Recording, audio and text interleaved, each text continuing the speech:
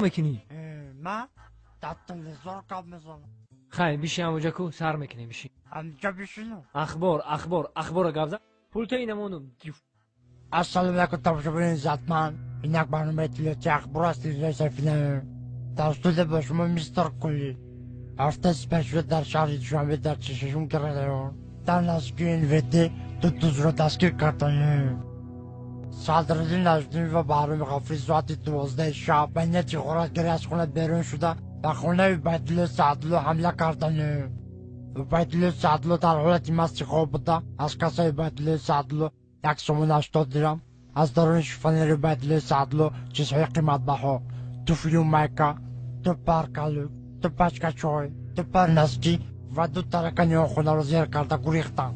از این کارها سردار گروه میلیسیا حسن چیلا خبر شده با کارگردان کرپسی جمهوری تاجیکستان خبر داده. کارگردان کرپسی جمهوری تاجیکستان دولتمند خال کرکیبک پرده قاسم از این کارها خبر شده. هرچین غارتگرها را دستگیر کرده و درون کاخ برباد بردن. صدراعظم نجمی و بهرام غفوری به درون کاخ برباد برده.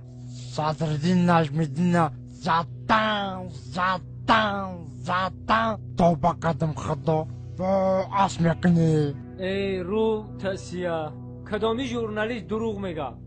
تو در تلویزیون گپ زده استی تو رو تمام جهان تماشا میکنه. تو دروغ میگی؟ تو رو خلق بدونه چیکار میکنه؟ سنگ شب بود میکنه. نخود ژورنالیست دروغ بگه. چه داره بزنی؟ تو فالبینی دروغ گفته استی.